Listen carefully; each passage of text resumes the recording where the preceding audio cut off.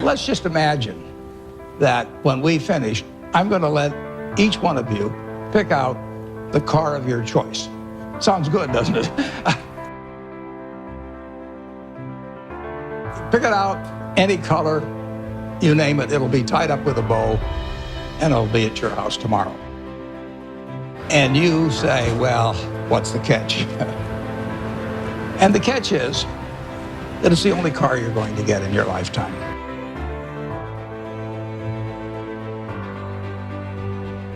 Now, what are you going to do knowing that that's the only car you're ever going to have and you love that car?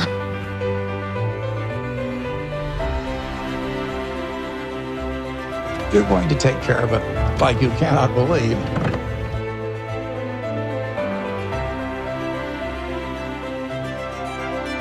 Now, what I'd like to suggest, you're not going to get only one car in your lifetime.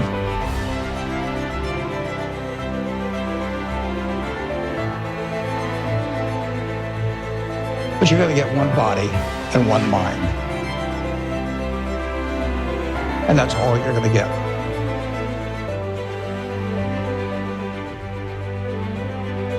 And that body and mind feels terrific now, but it has to last you a lifetime.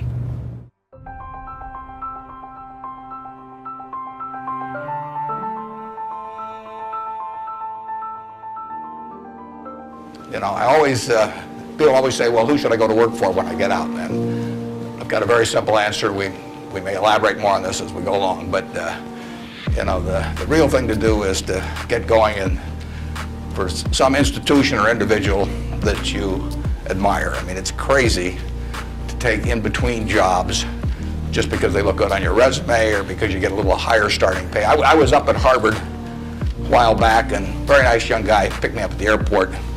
He said, I went to undergrad here, and then I worked for X and Y and Z, and now I've come here. And he said, I thought it would really round up my resume perfectly if I went to work now for a big management consulting firm. And I said, well, is that what you want to do? And he said, no, but he said, that's the perfect resume. And I said, well, when are you going to start doing what you like? And he said, well, I'll get to that someday. And I said, well, you know, I said, your plan sounds to me a lot like saving up sex for your old age. You know, I mean, it just doesn't make a lot of sense. I told that same group, I said, you know, go to work for whomever you admire the most, and I said, you can't get a bad result. You'll jump out of bed in the morning and you'll be having fun. And I'd like for the moment to have you pretend I've made you a great offer, and I've told you that you can pick, you have 24 hours to think it over, and you can pick any one of your classmates, and you get 10% of their earnings for the rest of their lives. And I ask you what goes through your mind in determining which one of those you would pick. You can't pick the one with the richest father. That doesn't count. I mean, you've got to do this on merit. But you probably wouldn't pick the person that gets the highest grades in the class. I mean, there's nothing wrong with getting the highest grades in the class, but that isn't going to be the quality that sets apart a big winner from the rest of the pack. Think about who you would pick and why.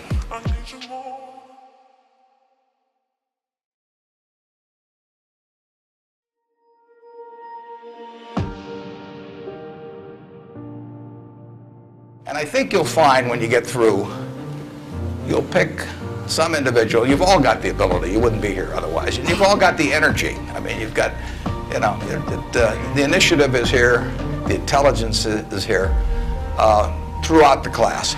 But some of you are going to be bigger winners than others. And it gets down to a bunch of qualities that, interestingly enough, are self-made. I mean, it's not how tall you are, it's not whether you can kick a football 60 yards, it's not whether you can run the 100-yard dash in 10 seconds, it's not whether you're the best looking person in the room.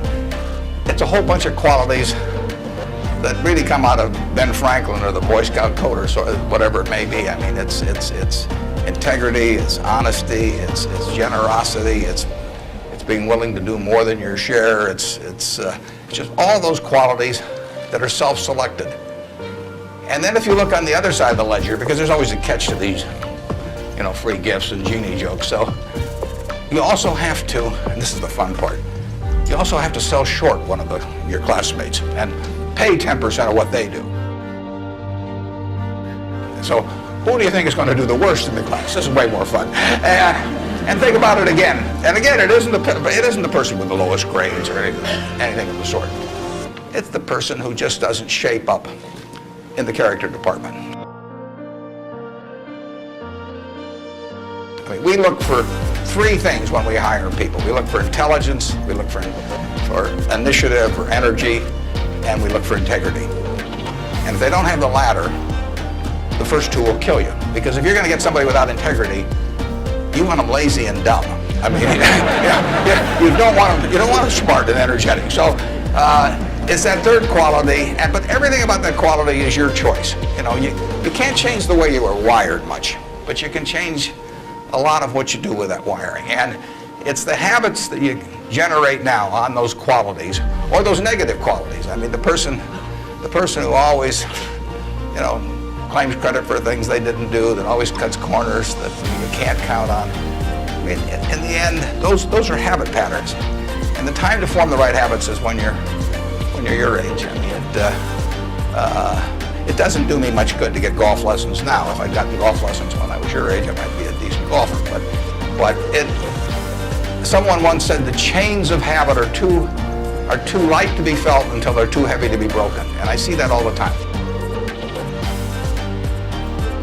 I see people with habit patterns that are self-destructive when they're 50 or 60, and they really can't change it. They're imprisoned by that. But you're not imprisoned by anything. So when you write down the qualities of that person that you'd like to buy 10% of, look at that list and ask yourself, is there anything on that list I couldn't do? And the answer is there won't be.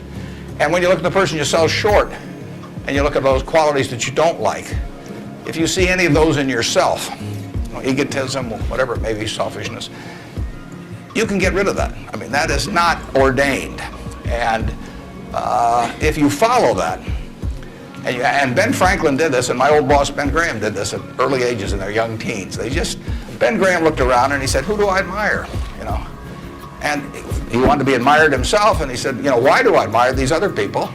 And he said, if I admire them for these reasons, maybe other people will admire me if I behave in a similar manner. And he decided what kind of a person he wanted to be. And if you follow that, at the end, you'll be the person you want to buy 10% of. I mean, that's the goal in the end. And it's something that's achievable by everybody in this room.